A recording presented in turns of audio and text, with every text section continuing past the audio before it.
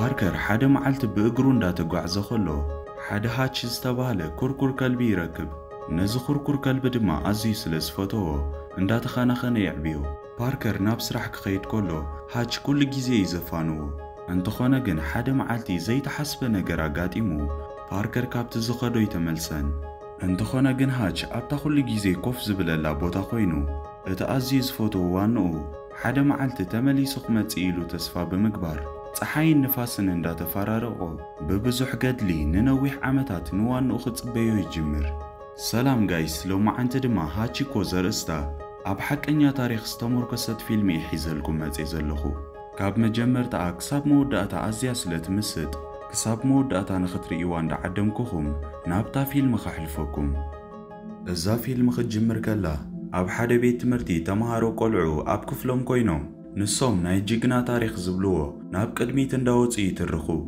اب زكيزي دما راني استباله تمهاري ناب قدميت وصيو ابت سليدا هاتشي لو صحيفو بزعبا اب حقو زعبيو قلبي كترخلو من اتخلب زرأيو تأماننتن قدلن نتوم تمهارو كزنتولو يجمر ناي هاتشي تاريخ زجمر قدمنا ويح عمتات حاد عاب سباي نتن اشتي كركر زنبر هاتشي اب كسادو قلف جيرولو ناب ايربورت يسدو ابتا ايربورت دما اب غابيا اتيوم كاب جابان ناب امريكا يسدو كابون دحر دما ببابور ناب نقس بلد كتما بزيحو اب مصعانه تصعينو نابوان نخو سدي جمر انتخونه جن ناي هاتشي غابيا كابت تصعينو لو زنبره وديقو اتمعصو يخفت هاتشي دما بقليلو خابتا غابيا وصيو كغعاز يجمر كابو دما اذا هاتشي استباله كركر ابت ناي بابور بوتا كلل اندابله خلو بزغاطام دما حد باركر استباله بيت منقد زحلف زنبره سبي رخبو كابون دحر دما العيلو مسرأيو نزن اشتي كركر كلبي بيت زنبره زحل مخنيات قديفو خيد سلزي كاله نابتي نتناي بابور بوتا زحل سبوسيدو وانو متي خساب زوسدو ابت بوتا مسؤون خصنحو يحطو انتخونه جنتسب ابناي بابور بوتا كلب مقمات كم زي فقد بمنغار يفانو باركر دما امارات مسانه نهاچي نابغزو مسؤي وسدو نابغزو نمخدما بهاچي مخنيات سلزدونغي بعل بيتو نزخونت كيت بزعبات استفتر نجر كلو ندا نجر خلو كيت نباركر حيزاتو ناب كفلوم تخيد هاچ دما قديفومو مسكدو ابتغزا كل الدحر مبالو باسكالا دايبو ناب ناي باركر كفلي خيد باركر دما نبعل بيتو بزعبات زمصو كركر كلب ندا نجر خلو اقاتام هاچي نكيت ابنا ايقرا صابعتي تنكفا كيت دما ازيا بمسنباد ابغزا كلب خمزي تدلي نباركر تقلصلو باركر دما نهاچي ناب حد زارغ غزا بموساد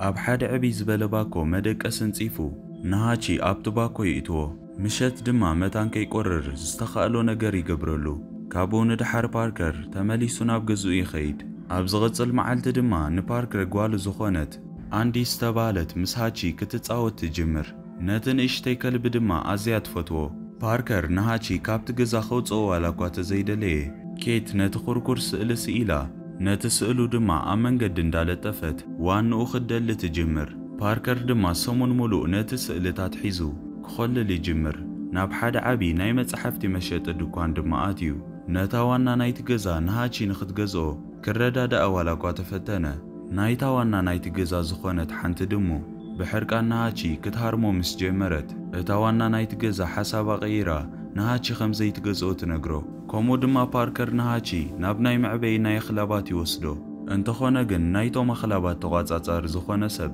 كامتن العلي بزحات كلبي ابزبوتا خمزلو بمنغار كمزي يقبلو بمنغار يفانو باركر دما امراص سينو نهاچي نابناي سرح بوتا حيزو يخيد باركر ناي موسيقى بروفيسوريو نتمهارو ابز مهرلو غيزي دما هاچي نابت مدرخ ديبو كصاوت يجمر باركر دما قس بقس نهاچي كفتو يجمر كابون دحر دما نهاچي ابتا اب كسادو تغيرا زنبرت قلفي زتصحفه صحف يركب كابون دحر دما جاباناون زخونه كين زتباله نت صحف نخترغمولو يحاتو كين دما هاچي ازي فلي زبل خلب خمز خونه ينغرو ابتا اب هاچي تاثيرا زنبرت قلف دما هاچي تباهيلو خمس تصحفن ترغمو دما قصر شمون تخمز خونه يغلصلو كين دما هاچي طفي امبر ناي نغوساو بيتسب كلب خمز خونه ينغرو ابتا معلت مشد دما ፓርከር ምስ ኬት በቲ ኸልቢ ምኽንያት እንዳተጨቃጨቁ ኸለዉ ሃቺ ነቲ ኬት ዝሰረሐቶ ባላሽው ስብርብር የብሎ። በዚ ምኽንያት ድማ ፓርከር ንሃቺ እንደገና ናብቲ ዝኣረገ ገዛ ወሲዱ ኣቡ ይዓጽኦ። ፍርቂ ለይቲ ከባቢ ድማ ኣዝዩ ዛሕሊ ስለ ዝነበረ ፓርክ ንሃቺ ሒዙ ናብ ገዛ ይእትዎ። ክልቲኦም ድማ ኣብ ሳሎን ኮፍ ኢሎም ዕምባባ እንዳበልዑ ቴሌቭዥን እንዳረኣዩን ጊዜኦም ይሕልፉ።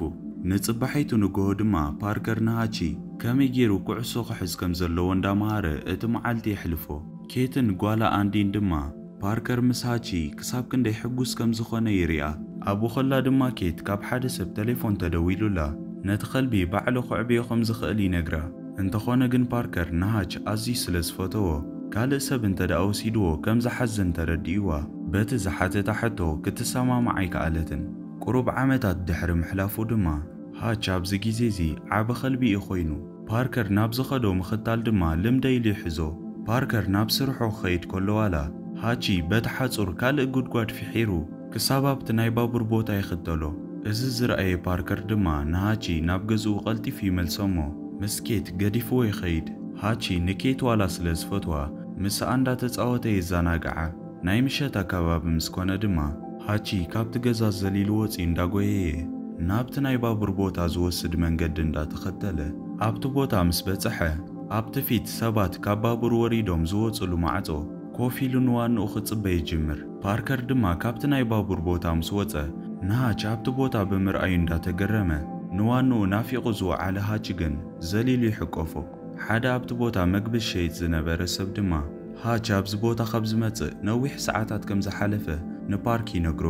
መዓልታት ድማ ድሕሪ ምሕላፉ ኣልዲ ምስ በዓል ቤታ ዝኾነ ማይክል በዓል ብሓደ ኮይኖም መታን ክሕልፉ ናብቲ ገዛ ይመጹ።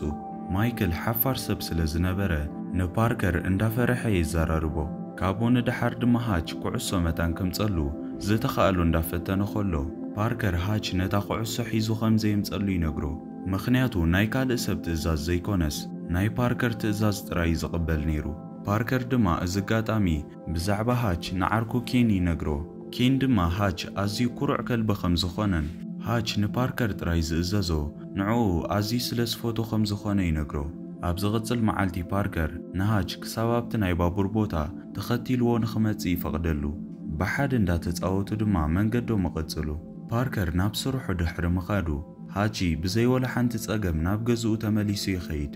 እንተኾነ ግን ክመስ ምስ ጀመረ ኣብ ተመሳሳሊ ቦታ ኮፍ ኢሉ ንዕኡ ክጽበዮ ኸሎ ፓርከር ይርዮ። እዚ ድማ ንኽልቲኦም ኣዝዩ ፍልይ ዝበለ ኣጋጣሚ ይኾነሎም። ድሕሪ ዝተወሰነ ግዜያት ድማ ሃቺን ፓርከርን ኣብቲ ከባቢኦም ጽቡቕ ገይሮም ይዛወሩ። ነዊሕ ጉዕዞ ብእግሮም ምጓዓዝን ከምኡ ድማ ኣብ በረድ ብሓደ ምጽዋት ስርሖም ይገብርዎ። እቲ ኸልቢ ከም ሓደ ናይ ቤተሰቦም ኣባል ይገብርዎ። ኣብ ሓደ ናይ መርዓ ስእሊ ኸይተረፈ ምስኦም ኮይኑ ክሰኣል ከሎ ንሪኦ። ሓደ መዓልቲ ድማ ፓርከር ካብቲ ናይ ባቡር ቦታ ምስ ወፀ ንሃች ካብቲ ቦታ ይስእኖ። ፓርከር ድማ ንሃች ኣብቲ ቦታ ብዘይምርኣዩ ሰንቢዱ ናብ ናይ ኬት በዓል ቤቱ ናይ ስራሕ ቦታ ብምኻድ ብዛዕባ ሃቺ ምስ ሓተታ እሳ ድማ ከም ዘይረኣየቶ ትነግሮ። ፓርከር ናብ ገዝኡ ቅድሚ ምኻዱ ሓቂፉ ብዛዕባ ስራሓ ሓሳብ ሂብዋ ይኸይድ። ናብ ገዝኡ ምስ በጽሐ ድማ ናይ ሃቺ ስም እንዳጸውዐ ክደልዮ ይጅምር። ኣብኡ ድማ ትኸልቢ ሓደ እንስሳ ርዩ ክነብሕ ምስ ጀመረ ፓርከር ናቱ ድምፂ ሰሚዑ ናብቲ ዝኣረገ ገዛ ይኸይድ። ፓርከር ድማ ነቲ እንስሳ ተጠንቂቑ ብባኮ ገይሩ ክሽፍኖ ምስ ፈተነ ሃቺን ፓርከርን በቲ ናይቲ እንስሳ ፈሲ ይብከሉ። ኬት ድማ ተመሊሳ ናብ ገዛ ምስ መጸት ፓርከር ምስ ሃች ኣብቲ ናይ ሻወር ቦታ ነቲ ሽታ ንኽኣሊ ኮፍ ኢሉ ክሕጸብ ከሎ ትረኽቦ። ድሕሪ ቁሩብ መዓልታት ድማ ኣንዲ ናብቲ ገዛ ብምምጻእ ንኬት ነፍሰ ጾር ምዃና ትነግራ። ኣዲኣ ድማ ኣዝያ ተሓጊሳ ተሓቕፋ። ካብኡ ድማ ኣንዲ ንፓርከር ብዛዕባ እዚ ነገር ንኽትነግሮ ምስ ከደት ፓርከር ምስ ሃች ትረኽቦ። እሱ ድማ ነዚ ዝሕጉስ ነገር ብምስምዑ ንኣንዲ ሓቒፉ ሓጎሱ ይገልጸላ። ሃች ድማ ፓርከር ምስ ጓሉ ክስሐቅ ከሎ ይርዮ እዩ ነይሩ። ፓርከርን ኬትን ን25 ዓመታት ዝኣክል ኣብ ሓዳሮም ጸኒሖም እዮም። ኬት ስራሕ ከም ዝበዝሓ ብምርዳእ ድራርን ዋይንን ብምድላው ሰርፕራይዝ ይገብራ። ኣብኡ ድማ ብዛዕባ ናይ መጻኢ ህይወቶም ይዘራረቡ። እንተኾነ ግን ንጽባሐይቱ ሃቺ ምስ ፓርከር ናብቲ ናይ ባቡር ቦታ ምኻድ ይኣቢ። ፓርከር ድማ ገለ ነገር ደስ ኣይብሎን ኢሉ ሓሲቡ በይኑ ክኸይድ ምስ ጀመረ ሃቺ ንዕኡ ዓው ኢሉ ክነብሕ ይጅምር። ፓርከር ድማ ሓቒፉ ረጋጊኡ በይኑ ገዲፍዎ ይኸይድ። ሃቺ ድማ ኣብ ኣፉ ኩዕሶ ብምሓዝ ንፓርከር ተኸቲልዎ ይኸይድ። ፓርከር ድማ ንዕኡ ብምርኣዩ ተሓጊሱ ነታ ኩዕሶ ሰንዲዩ ንሃች ንኸምፃእ ይእዝዞ። ሃች ድማ ነታ ኩዕሶ ሒዝዋ ብምምፅኡ ብኡ ተሓጊሱ እዚ ድማ ንሓደ ኣብቲ ቦታ ዝነበረ ሰብ ነጊርዎ ዝብላዕ መግቢ ገዚኢሉ ናብቲ ናይ ባቡር ቦታ ይኣቱ።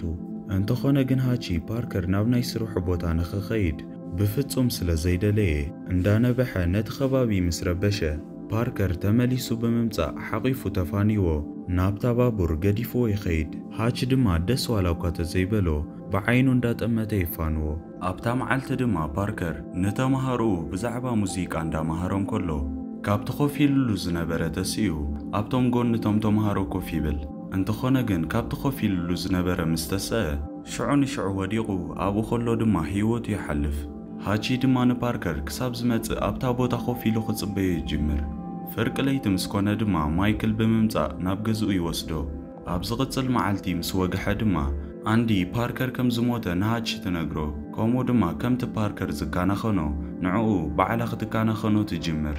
ናይ ፓርከር ቀብሪ ኮይኑ እቶም ብምልኦም ቤተሰብ ተኣኪቦም ኣብቲ ቦታ ከለዉ ዋላ ሃቺ ሕጅስ ይመጽእ ይኸውን ብዝብል ተስፋ በቲ ዝነበረ ዛሕልን በረድ እንዳዘነቦን ክጽበይ ይጅምር።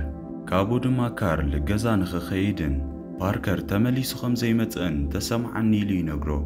ድሕሪ ቁሩብ ኣዋርሕ ድማ ኬት ንገዛኣ ትሸጦ ናብ ካልእ ቦታ ንኽትቅየር ስለ ዝሓሰበት ሃቺ ምስ ኣንዲን ምስ ማይክልን ንኽጸንሕ ሓሲባ ምስኦም ትሰዶ። ንሶም ድማ ናብ ገዝኦም ወስድዎ።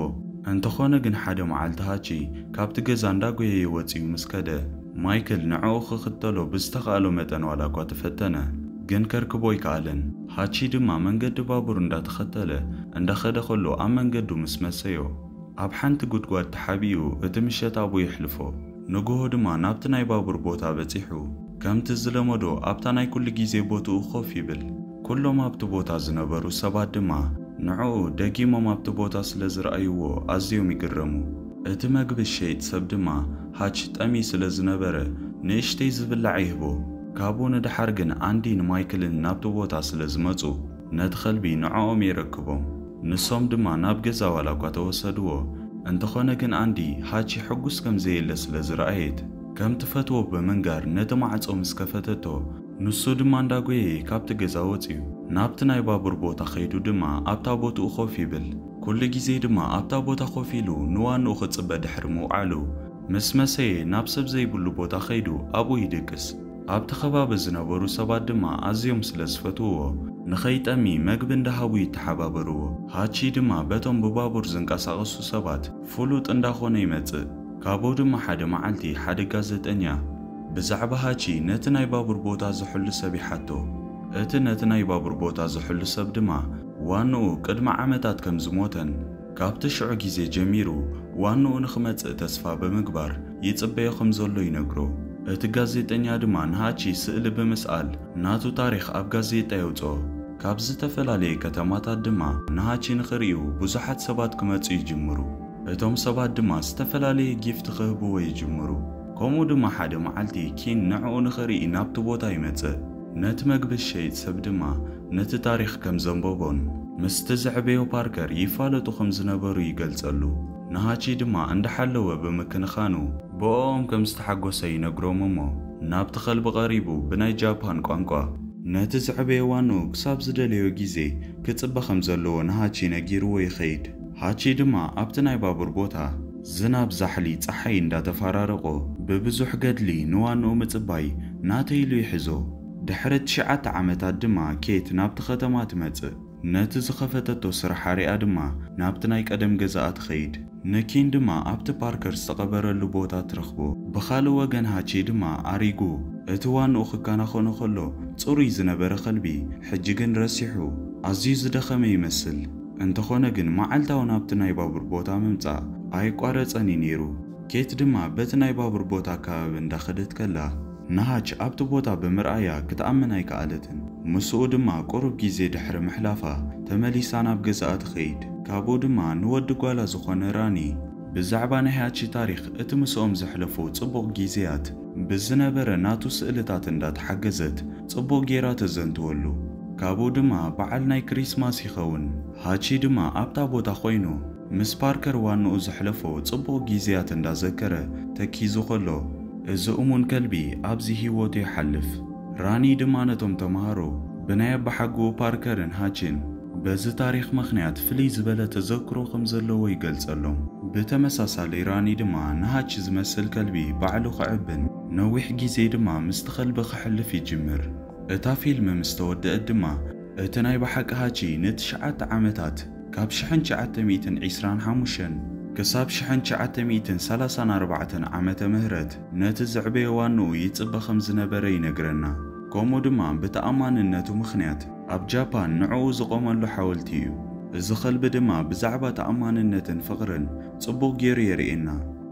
ክቡራት ተኸታተልቲ እዛ ኣብ ሓቀኛ ታሪኽ ዝተመርኮሰት ሃቺኮ ዘርእስታ ፊልም ብኸምዚ ዓይነት መልክዕ ኣቕሪበልኩም መሳጢት ፊልም ኮይና ረኺብኩማ ክትኮኑ ሙሉእ ተስፋ ኣለኒ። እዛ ፊልም መሃሪትን ኣዘናጋዒትን ስለ ዝኾነት ላይክ ብምግባር ናብ ብዙሓት ሰባት ከም ትበጽሕ ንግበራ። ከምኡ ድማ ንቻነልና ከምዚ ዓይነት መሃርን ኣዘናጋዕን ሓድሽቲ ፊልምታት ክንሰድድ ከለና ቀልጢፉ መታን ክበጽሓኩም ሳብስክራይብ ምግባር ኣይትረስዑ። ከምኡ ድማ እዛ ፊልም ከመይ ከም ዝረኸብኩማ ርእይቶኹም ኣብ ኮመንት ጻሓፉለይ። ኣብ ዝቕጽል ብኻልእ ፊልም ክሳብ ንራኸብ ሰሰናዩ።